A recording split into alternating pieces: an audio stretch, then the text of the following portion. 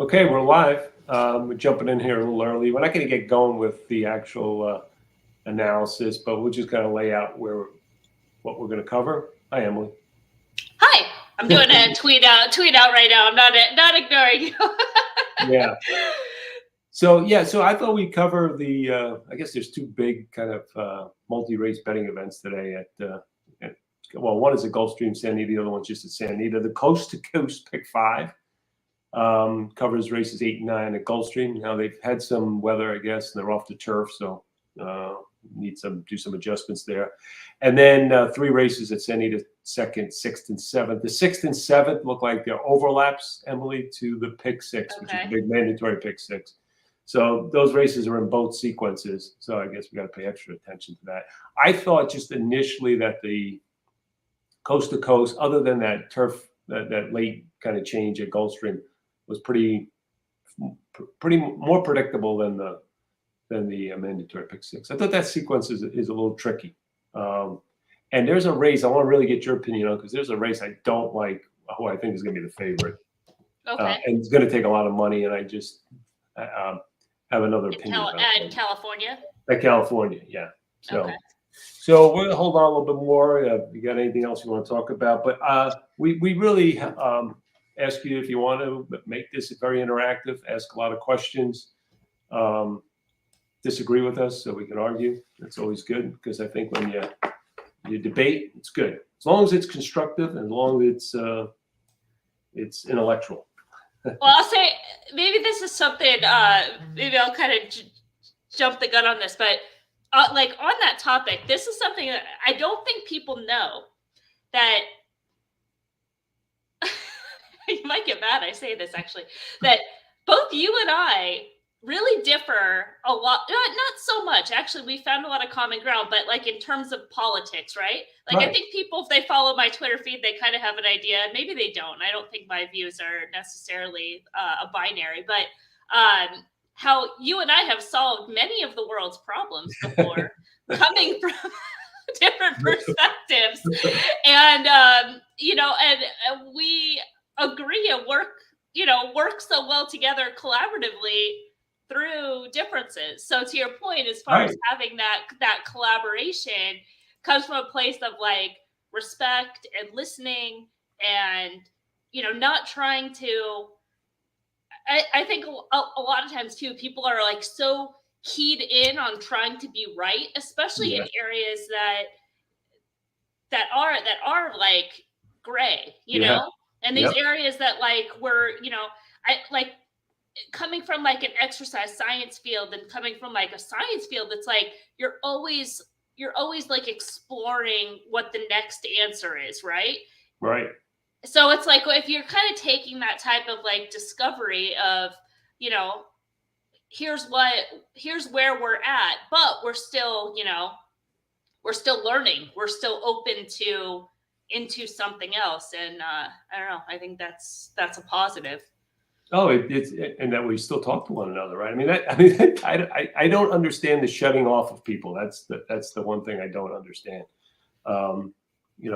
Shutting off ideas or shutting off, people. It's almost like some of this like handicapping is like, it's such a great thing because it's so kind of difficult to do. It's hard. There's no right answer that you can just take and just repeat. Mm-hmm. And it makes you think. It makes you kind of weigh things. So like I've been spending a lot of time lately trying to understand kind of this whole idea of, data modeling and all the rest around horse racing. And there's certain things about it that, I'm like, oh, that's interesting. Other things I kind of disagree with, but I'm trying to learn it, understand it, and not just say, I don't like that, right? Or I do like that, or, that's the answer, No, it's right. It's like this whole AI thing, which is kind of permeating, our world. It's like, it's not, everyone's like, it's going to take over. It's like, relax. Nothing's taking over anything. But it could be a lot of value in it if you understand it and, take your time and see how it really applies, what works, what doesn't work. And, you'll get there just like everything else. So, yeah, it's a good thing to be open. I guess that's the first thing, be open. Yeah. Well, we got into one of the discussions on Twitter earlier as far as these horses yesterday that were just kind of in general that run on the Triple Crown Trail that are like adding and subtracting Lasix. And how much emphasis maybe is put on like by the public of like, oh, well, this horse, the horse yesterday, Cyclone Mischief, in the Holy Bull, whether Lasix had the impact on the previous effort, right? Recording that speed figure where they ran on Lasix to yesterday where they didn't. And it's like, I understand where you could look at that and say, oh, well, this horse ran really well on Lasix and yesterday they didn't, and they were off Lasix. So obviously correlation, instead of like looking at other factors like coming out of that KYJC, which we know is that key race, and looking at the horses from that race and saying, those horses improved, that Red Route Road improved 10 points. Instant Coffee winning the Lacombe improved 10 points. There was another horse that improved 30 points in an allowance, even though they didn't win. And then Cyclone Mischief improved 10 points to win the allowance at Gulfstream Park. So it's like, for me, the place I'm coming from is that's the race that you're going to see improvement next out. Right. And now that horses had run their top in that race and coming back in 30 days, Ed said there's a bounce, and I'm kind of going from the opposite direction, but we're sort of saying the same thing without using the same language. Right. But where a lot of people are drawing the conclusion, oh, Lasix, like, right. Maybe, but there could be other explanations like beyond that, right? Exactly. All right. Hey, I think we're live, so we can get going. We're going to start off with the Coast to Coast Pick-5. And we'll do the Gulfstream races and then the Santa Anita races and then go from there. I guess the order we'll do is GP 8 and 9, which I think will be quick. Then we'll start off, and then we'll just do the Santa Anita races starting from race 2 all the way through race 9, and we're going to skip races 3 and 4. 3. I'm sorry, 3. So so let me bring up the plot. This is for race 8 at Gulfstream, and Emily, this is the return of Charge It, who kind of went through the Triple Crown thing, and I think he's a nice horse. I think the last race we had one turn on here, maybe better there, but I just think he kind of lays over this field. I really tried, he's coming off a long layoff, and I really tried to, is there a way we can beat him in here? And I just don't see it. I mean, I'm not enamored with the other runners in this race. Yeah. I thought of a horse, if you look at the grid, I thought this horse was a little bit interesting for a long shot, maybe underneath. Or people who I can see that right away. Yep. Yeah, Laughing Boy. It's kind of like he's kind of improving. Like I know he's got all these C's, but he's kind of if you look at his figures, he's kind of improving. And you can see this horse has come back form. Especially at this level. It was at Churchill, but I mean it was 2 turns. But he has some back form. And if he can get back to those races, he might be kind of an exotics kind of thing, because he's going to be a big price. Just kind of looking at his current form. So he may be a little bit sneaky. I don't want to kind of go through all this race unless somebody else out there. And again, we encourage this to be interactive unless you got a really strong opinion about this race. I guess the other horses that you could look at that are probably going to be second, third choices are Clapton is one horse. Comes out of a grade 3, kind of run subpar there. That was kind of a weak race because those horses didn't do much in the Pegasus, right? Exactly. But I mean, like this is not that same kind of field, and he's capable. Like he can run it in 90s. So that's one horse. The 4 I thought was another horse, but I just couldn't get to this horse either. I mean, he looks like he's got back form, but I mean, I really could not bet him off that last race. I mean, I just did no running. I mean, I don't know unless something, but he's another horse. This is maybe like maybe for some reason he didn't fire that day for whatever. He's another horse that's fast enough to compete on his best. That's the only 2 other horses I could even think about, trying to upset Charge It in this race. So that's my analysis of this race. Yeah, I see where you're coming from, and I have some overall reservations with Charge It, but I guess as the positives, it's sort of like where I think if you end up going somewhere else, you probably want to just spread because then you're kind Yeah, of playing for chaos, and you wouldn't want some ridiculous horse winning. But then yesterday we saw Todd Pletcher horses were just running very well, so that could yeah, be a that was the could other be a thing. positive trend as well. Yeah. Race 9 at Gulfstream, I really had a strong opinion of this race before they took it off the turf. So it's off the turf, it's on synthetic. So now I went from a strong opinion to have no clue. And Mm. other than eliminating the 3, I just can't see. I could see anyone winning this race. I have no strong opinion, but I did have a strong opinion on the 1, and I thought the 5, the Pletcher kind of run, just for the reasons you're talking about. Everything's running. I kind Yeah. of like the 1 and the 5. I really like the 1 because I thought that debut was pretty good. Slow out of the gate, saved ground, kind of made a little bit of a middle move, and then was kind of ran pretty even after that, and looked like a horse that could stretch out on the turf. And I just said, wow, this is just the perfect spot, kind of a weak field, and that's not going to happen now. Well, maybe staying in the betting. race is a positive because they know the horse is doing well, right? And they're like, well, we have a horse going good. He was well bet in the debut too for Yeah. radio. He was he had Pratt on him. It was 5-1.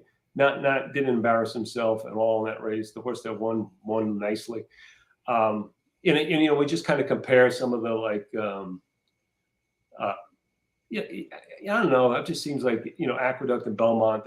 That's really a Belmont meet, really. And so when a horse runs at Belmont, it's competitive in that way. I see that stronger than some of these early races in the winter meet. So, and all these other horses are sprinting. They're not really doing anything.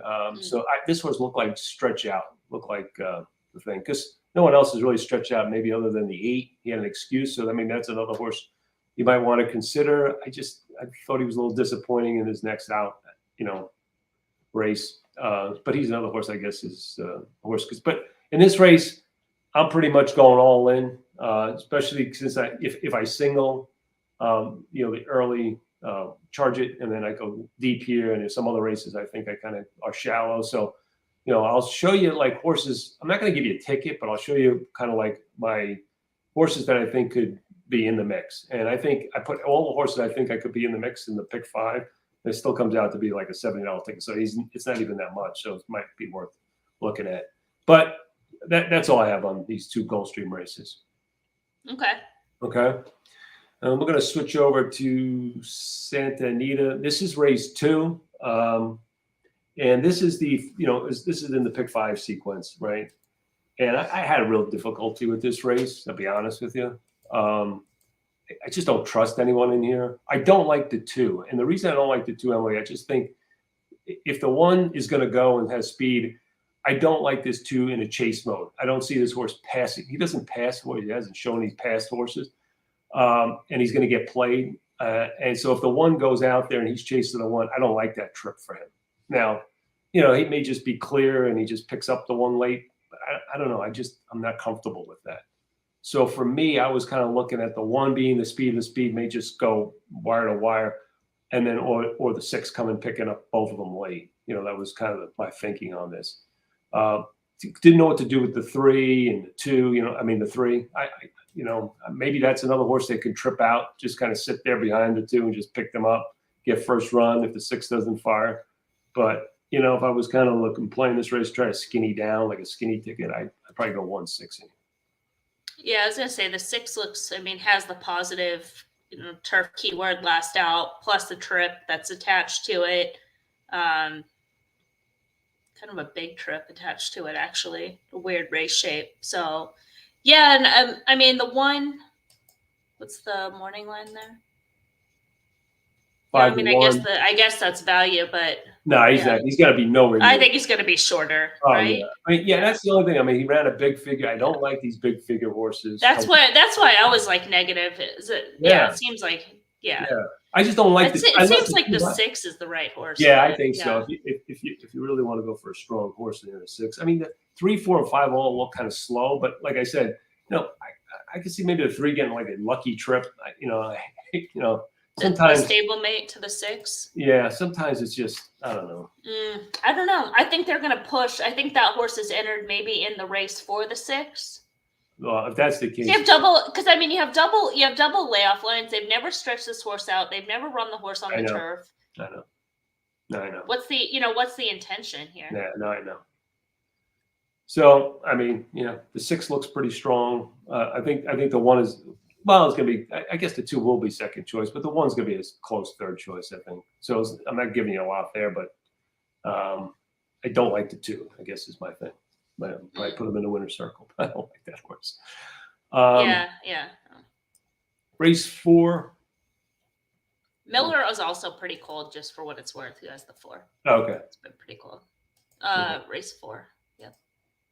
Yeah, I didn't. I mean, I don't know where to go here. I mean, it's just kind of a weak field, limited experience. Sprinting on the turf. I guess the 1 is okay. I guess this drop and cut back in distance would be okay. I thought the 4 was a little sneaky. Getting back to the turf. He's the only horse that plots on the sprint turf. Yeah, I mean, and those turf races, I mean, number wise, it's tough to compare because the numbers on the 1, but those are route races too. So that could be a knock on the 1. The fact that the horse really, the intention was to run the 1 long, didn't really do much. I know we have the shorter drop, but also that has drop.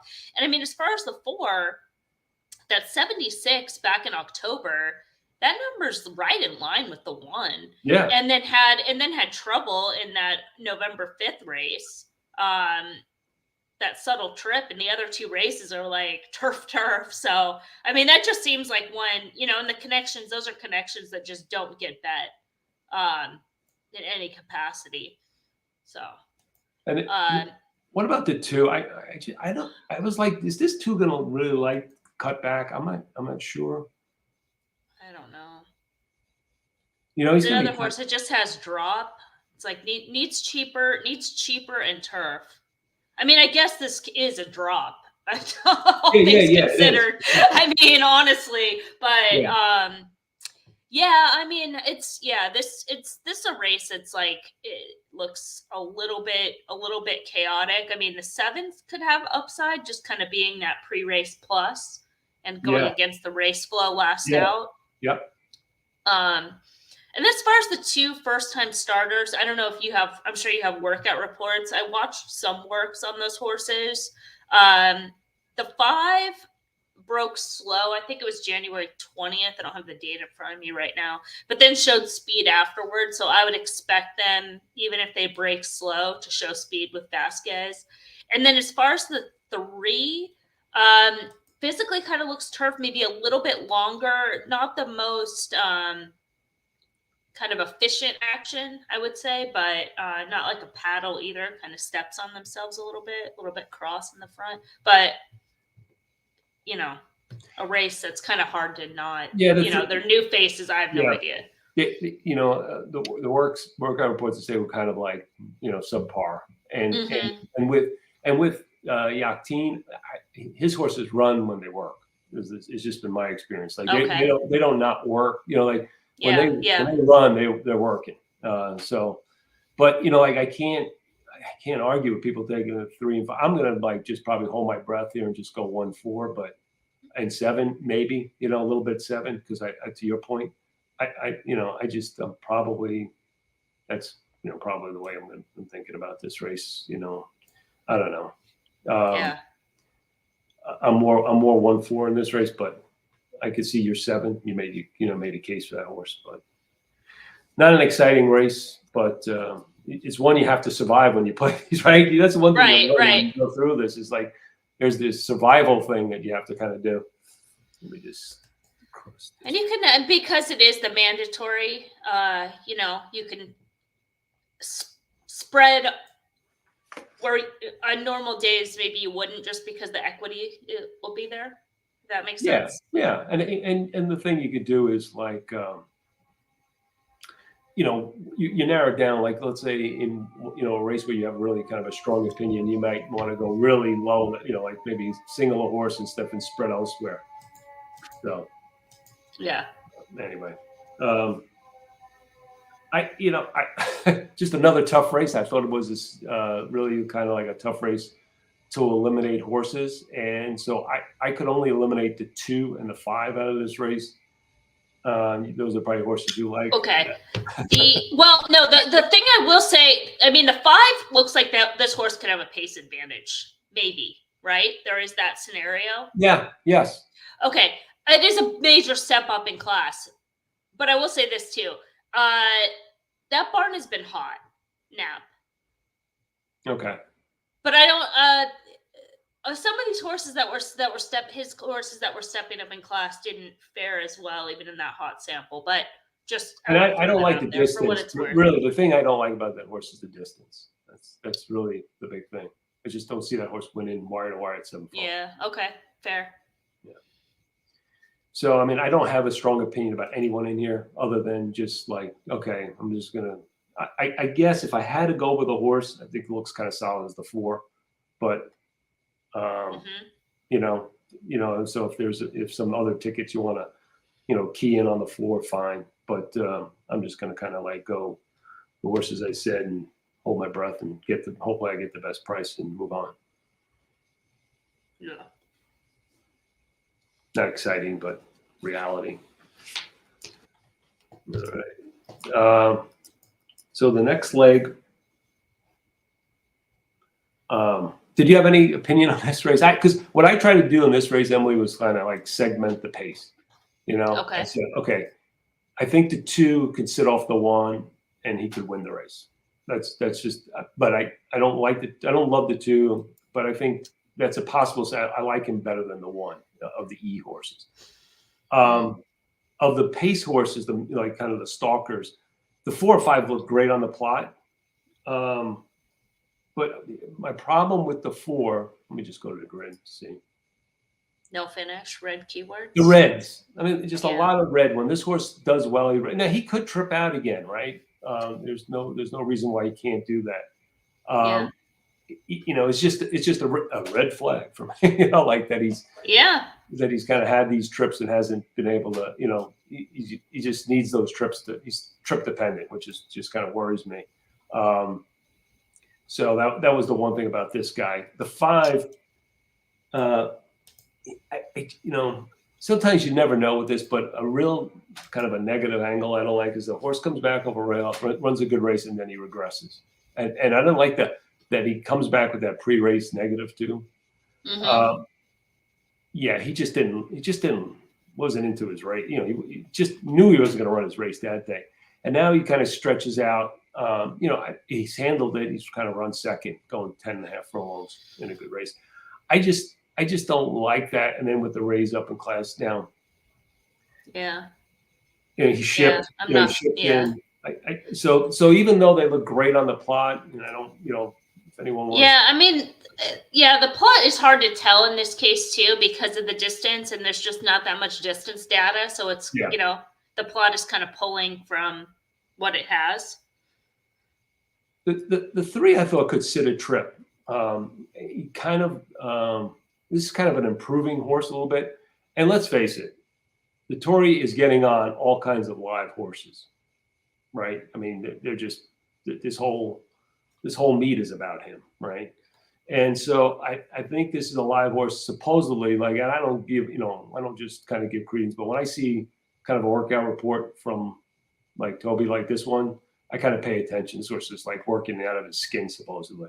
And if you go back, this is an Emily thing. If you go back way back to like June of 2021, this horse ran a 9 furlong race, ran a C, didn't run that, actually that well, and then came back in a 10 furlong race, second off, and ran a much improved effort. So I mean, this horse, the distance is not an issue, and he ran much better, at least figure wise, than he did that other time. So.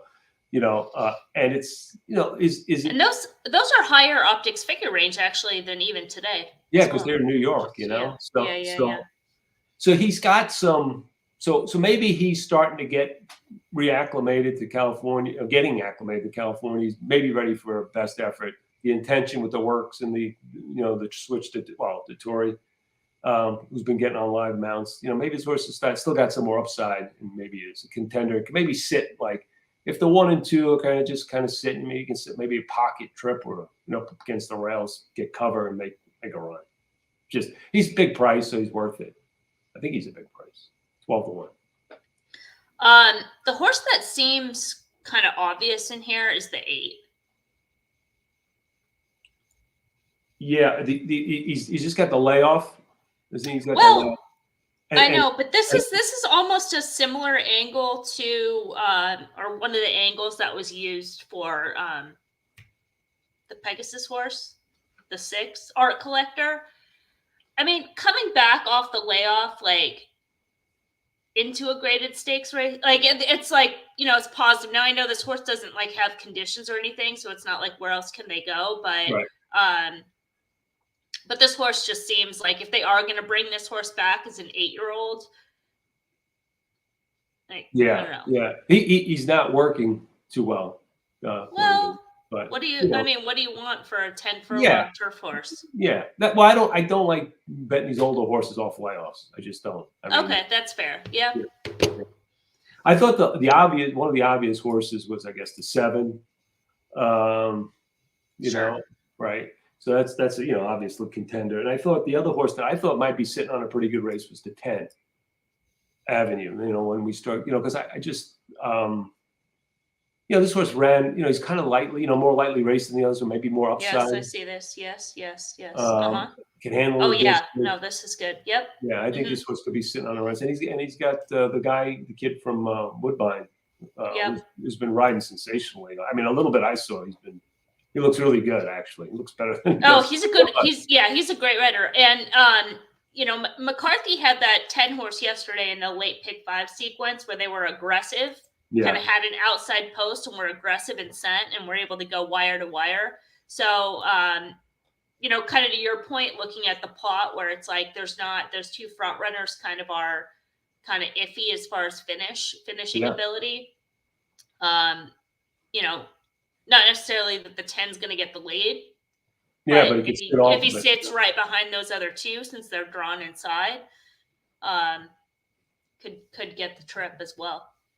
Yeah. So in a race where going a little bit against the plot here with the 4 and 5, 2 I would use, but I'm mainly 3, 7, and 10 in here. Mm-hmm. Yeah. So. And don't worry, folks, I'm going to put up like a kind of a summary up at the end if you missed some of this. Okay, this is the race, Emily. I don't like Hopkins. Don't like this horse. And let's look at the plot first. So plot is a red plot fit.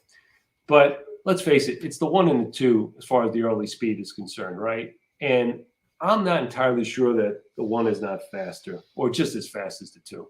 I don't think the 2 has an advantage on early pace.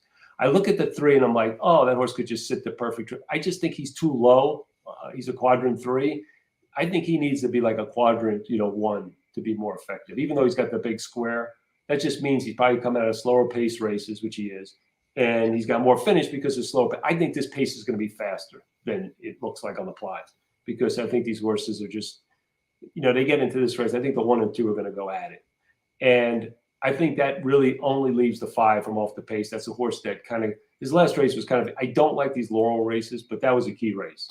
And I just think this horse is going to be running on late. So I'm going to be a little contrarian here, and I'm going to kind of just go 1-5. Let's look at the 1. Maybe you can set me straight. But is the 1 much different than the 2? I mean, I guess. No, right? No, yeah. They both kind of start off their career with a big race, but Hopkins never came back to that race, right? All the time. That last race, I thought maybe no finish was a little bit harsh on that horse. That's my opinion. Which horse are you talking about? Hopkins, that no finish you had on him the last race. The other horse was pressing him the whole race, so he should have won. But I don't know about no finish, but that's just whatever. And you got Hot there, so Baffert's horses were all running there. I just like I said, I just don't see much of a difference between the 1 and the 2. And I'm just thinking the 1 might be, just as fast or not. And he's going to go. They got Maldonado on him. That last race was a grade 1, right? And it was a sprinting grade 1. It wasn't like the San Antonio where this horse couldn't even make to really kind of keep the lead. Well, I guess he kept the lead for a little bit, but still he gave it up in the stretch. Going, in the San Antonio going a little bit longer, but you just think he would he'd be alone in a race like that if he was that fast. So I'm just thinking, if the 2's in a chase mode, the 1 holds him off. And if he doesn't get run down, by the 5, which is, I think, the only horse could kind of really run him down, that's a scenario. Or the 5 comes and runs them both down late. That's just my thought. Yeah, the 5's interesting. As far as the 1 was training, in my opinion, very well going into the Malibu. I thought that horse had a kind of a look off those works and was going to show speed.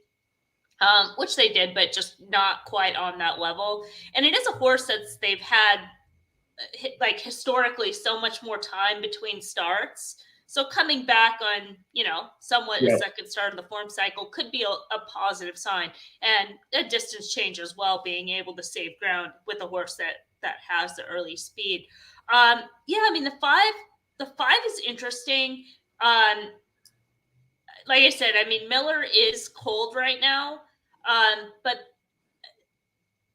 you bring up those points, and that could be a reason why they stay off the 5 in this race as well, despite those figures and despite the morning line. Might be a horse that people try to beat. Don't you think the 2's gonna be like 6 to 5?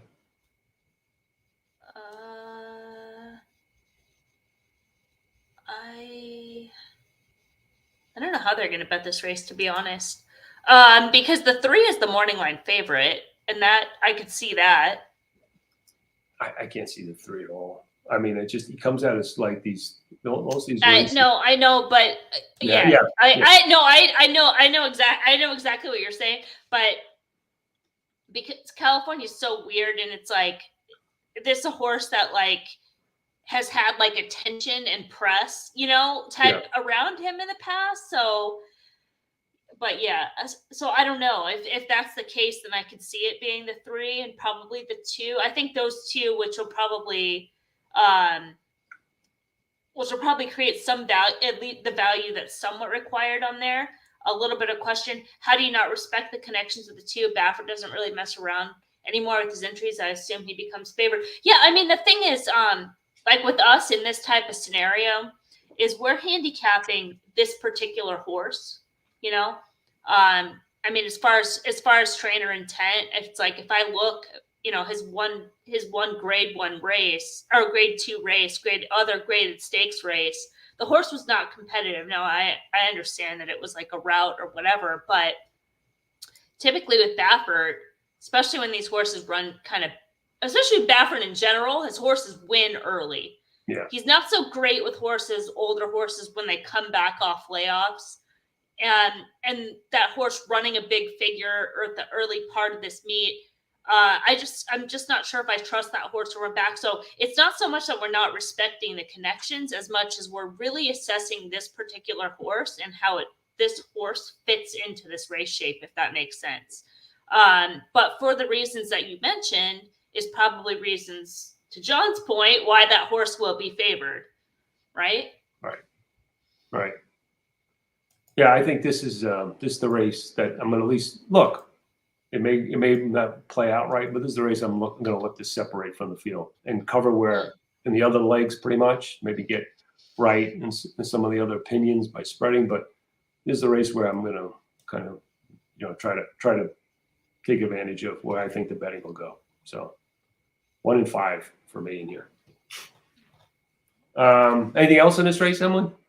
Well, just in terms of like just discussing the 4 being kind of the stablemate to the 3 and coming back to the circuit off the layoff.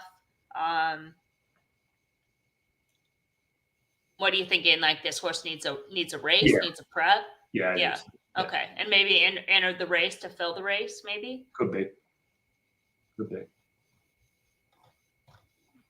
Okay. Race 8. This is tough one.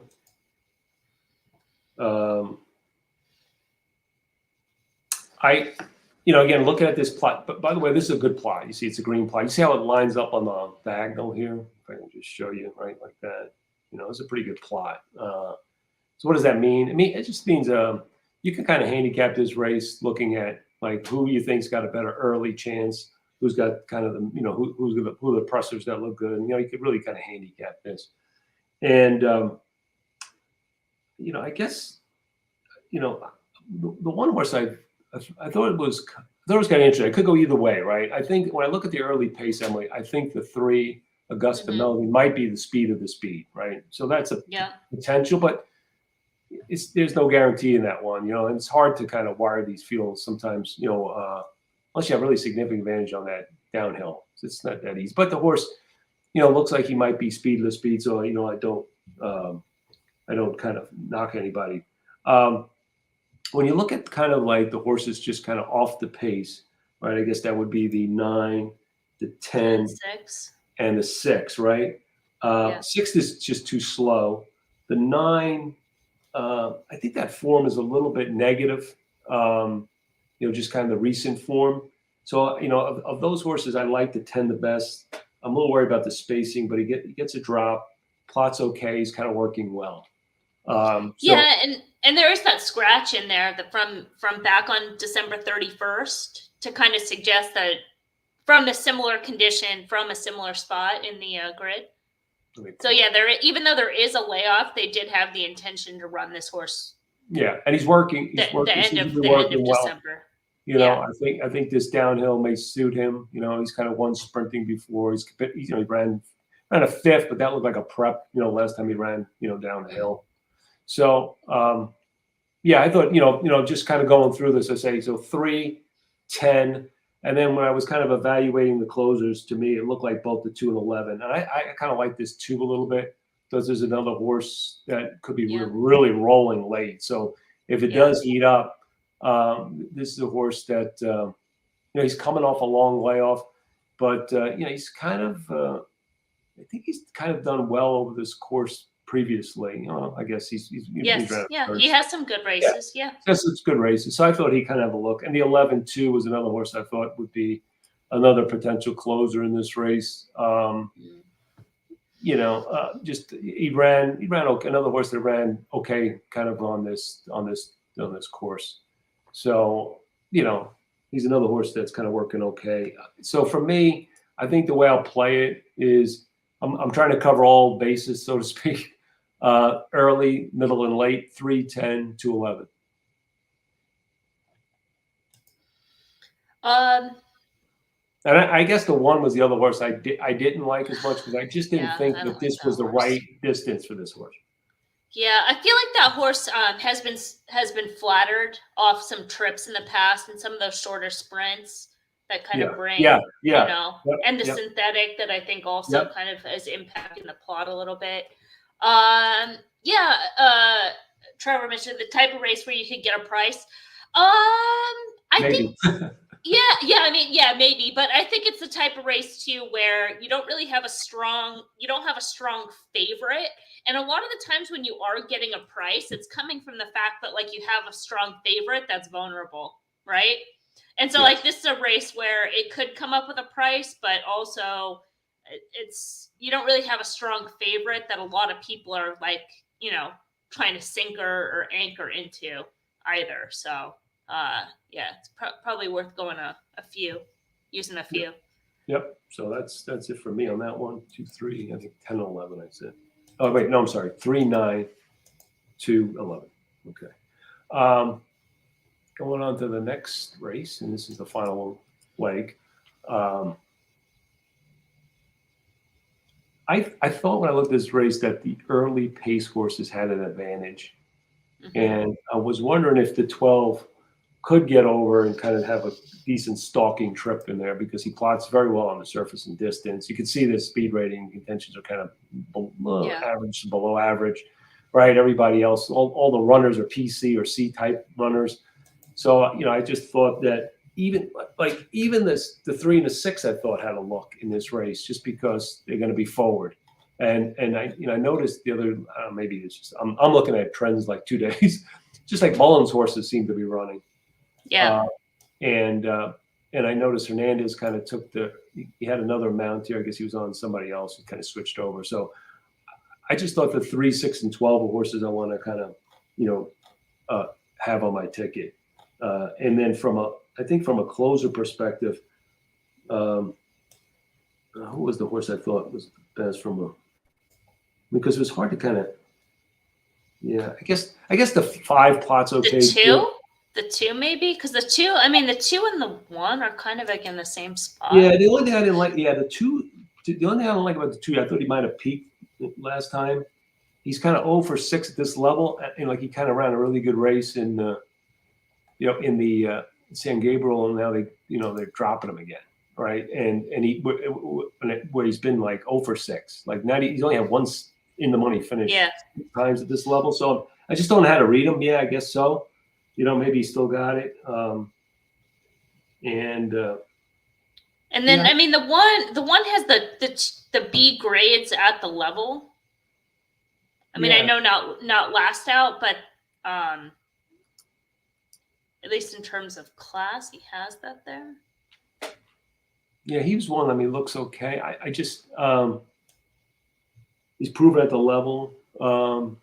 Just don't like the regression in numbers, like since that 280-day layoff. It just seems like, is he going the right? Now that tactic last time might have been. Well, and also too, that November 6th race, is that a down the hill? Because sometimes those numbers just come up faster. Okay. Just in general, I got you.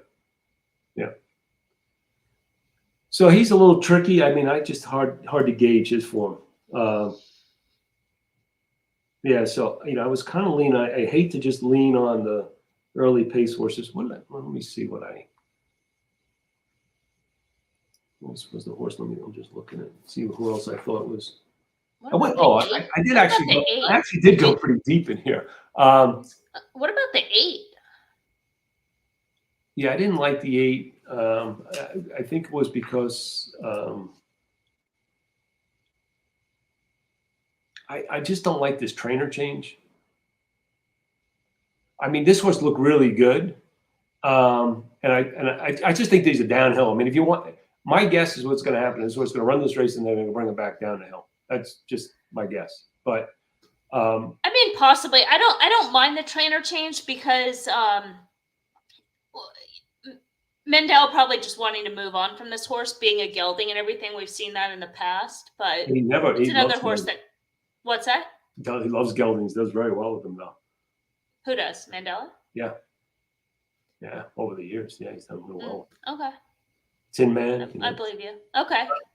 I just think that I just think this horse comes back off, down the hill and maybe is better bet. But I don't knock him. I just don't like the stretch out here. I like the stretch out. Yeah, it's just I don't know. It's a tough one. It's a tough read, but I can see the race in there. This is a tough race, especially. It is. It's best race because you can go through every horse and you're gonna make a case for him. Actually, when I went through it, let me show you what I have, folks. I'm gonna bring this up. Close this for a second. So I don't know. This was kind of my summary of all these things, right? Just my notes. But so these are the two kind of and these are not tickets, folks. So don't get these are just kind of way I think about the races, right? So you can get a sense of I really, to Emily's point, that last race I really kind of spread deep. So if I went 2, 3, 5, 9, 10, 12 there, But again, what I'm doing here is just trying to say, it's almost like the horses I'm not going to play are not on these tickets, right? And then you can kind of say, well, which one are my key, and how do I, strategize and maybe put tickets together that fit my budget and all the rest, and fit the, what I'm playing for, right? So how big the pool is, all that stuff. But these are just if I had to put every horse I think has a shot on it, that's the way I do it. And then I kind of it's like a sculptor, right? I kind of just start finding, Emily and I have been through this a lot with these tickets, right? We start, who are we going to focus on? So, we're playing multiple tickets, we're trying to, maybe, especially when you're playing these 20-cent things, you're trying to maybe hit it a few times. So you're trying to, do things. And if you're really right, you can cash out. So just think of that. There's not a ticket. There's not like a caveman ticket. This is just, how, basically I see the races. So I see if you look through the sequence for the Santa Anita, I have that strong opinion in race 7 against the favorites. Race 4, kind of have an opinion, but, and the other races, I'm just pretty much trying to survive, especially the last 2, because it is a tough sequence. Now, the coast to coast, it would have been pretty easy sequence, if that race 9 at Gulfstream wasn't kind of an all, because I had a strong opinion, obviously, single in race 8, short in the race 2, and then kind of short in race 7. So I like that sequence a little bit better from a betting angle, and so I may play around a little bit with that one. With Gulfstream race 9, maybe play extra tickets with some of the horses that I mentioned, like the 1 and the Pletcher horse, the 1 and the 5. So. But at least you get to see kind of, I don't know. That's kind of the way I start things, and then I kind of mold them. Yeah, and since you and I have put tickets together in the past, and I know a lot of people, I don't know if it's people that are on, they're kind of more used to seeing sort of like an A, B, C structure, and that's fine and good. But sort of what John's going to do with these horses is look at them when they come together, as far as like, what will this sequence pay, right? But you're like kind of, like you said, like you're architect out those scenarios. Like, if this is the most likely, I want to make sure I have extra coverage here without going favorites, right. All the way through. That there's some mix and match, and sometimes like doing kind of a straight ABC structure doesn't give that to you, or it at least puts your brain in a place where you're not looking at, okay, if this ticket hits, what really is that? Like, what's my expected value of that combination, right? Yes. Well, I think, and the same thing with cavemans as well, Yeah, the problem with because I've used them, and we do the ABC majors just to give people something. But the problem with that, I think, that is the C. And it's all of them, because I guess what I think of things are, I think of A, and then I think of A prime, B prime, C prime, right? So it's like, it's not 3, it should be like maybe 6 or 7 kind of levels of things. If you really, when we used to play them really serious, Emily, I think we put some really nice tickets together in our past, right? We did things for Twin Spires, everything. I think you have to really, look at those things at A and A prime. Like, for instance, like Justified in the Derby that time was at A prime for our superfecta tickets, right? And but there was other A's, because other horses could win the race. So if you make Justified an A and then everybody else a B, you kind of limit yourself, especially if you can beat the favorite in a race like that. So that's kind of it's hard. But to your point, as you're going through, you're very right. You have to think about the value and how other people are going to bet other sequence, how people are going to bet the sequence too.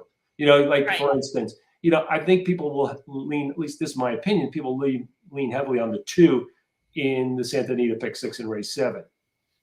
So, if I can beat that horse, and then if I really, like in some of those other races, if I were to go back through it, I'm like, I could really narrow down on, 1 or 2 horses in race 6. And that's, I may have an extra ticket where I do include the Baffert in a backup, if I really feel strong, but it'll be a skinnier kind of ticket. I don't want to just throw the horse out, maybe, but that kind of scenario. Or maybe not. And to kind of counterpoint that is a horse like that too in that race might be a horse, because of that sequence at Santa Anita where it is just kind of, it's so fuzzy, that might be a horse that people do single because they feel like that is just the most likely in a short field, right? This is the most likely winner in a short field. And so when you're also thinking about that, that should also come into play, that if this is the horse that's going to be most used on all of the tickets, maybe this is a spot, especially if I'm kind of, meh on the horse, right? Right. Charge it being the opposite example, right? Where you feel like this is a legitimate favorite. There's no value. That Funded Dream horse yesterday, it was a legitimate favorite. But that horse where people are going to kind of, I'll use this word, I know it's a little bit triggery sometimes, but kind of default to Hopkins because he just kind of feels like the right horse in that race, even though it may or may not be. Does that make sense? Am I saying that properly? Okay. Yeah, absolutely. Absolutely. So, I mean, these things are difficult. They take a lot of practice and all the rest. But I would just say, I think what people do, if you go into a race and try to, pigeonhole everyone into an ABC early, as opposed to, I think the first phase you should take when you're playing any kind of Pick-5 or Pick-6 is really try to think of horses you're not going to play, like that horses you're going to eliminate, not just eliminate because they're too slow or too classless or whatever, but like in the case of the Baffert horses you're going to play against. So get that done, and like again, in spread tickets, error, when you think a race is spread, error on using more. You can always come back and play it, once you get understanding. But just try to eliminate horses. And then, second pass is where you're trying to say, okay, within those races, which horses do I key? So in other words, which horse I think are most likely in these races. So, and then you have something you can start structuring and playing with. But it takes time. It's got to be kind of iterative. And and then the other thing I would always, especially if you're playing with some money in here, get somebody else involved, person you trust their opinion. Especially, don't be afraid. Like with Emily and I, even though we kind of think, optics is us, so we, that's how we kind of think. But we still have contrarian opinions. And like for instance, her strength is, younger filly and mare type of races, younger, even older filly and mare type of races, sprint and that kind of stuff. So. I kind of defer to her opinion on those things because she brings a different view in it. I don't ignore my opinion, but I defer to her opinion. Is where her strength is. My strength with her is like I'm good at saying this horse is a solid single. We're not going to mess around with this horse. This is the horse. Even if he's a favorite or not, or second choice, this is the horse we're going to die with. And we've done well over the years, kind of with that kind of philosophy. So you got to get someone who is going to challenge you if you really want to put together serious tickets. In my opinion. Yeah, and if you don't have somebody, find some type of content creators. That's why John and I are doing this, right? Is not because we're the best around. Look at our tickets. We did it. It's like we're doing this because maybe you don't have somebody to bounce ideas off of, and everybody needs that. So when I put out content, I want everybody else to do well. It's not for me to have bragging rights, right? Like I'm creating content to help the game, to help the players, and do that type of stuff. So, there are good people out there that if you don't have a trusted friend, it's a good point. Out some of those resources. That's a good point. Yep. So I think that's the sequence. Everyone, good luck out there. No questions. I don't see any questions. So assume everyone's ready. We can give a chance. Trevor, JP, thank you for chiming in. I appreciate it. Good comments. Very good comments. So anyway, we're up to race 7 at Gulfstream, so we're almost there, right? So yeah. Okay. Santa Anita. So good luck, everyone. You got to get formulating your tickets now. Yeah, exactly. Okay, so all right, very good. Thanks for jumping on. I appreciate it. Yeah, very good. All right, bye-bye.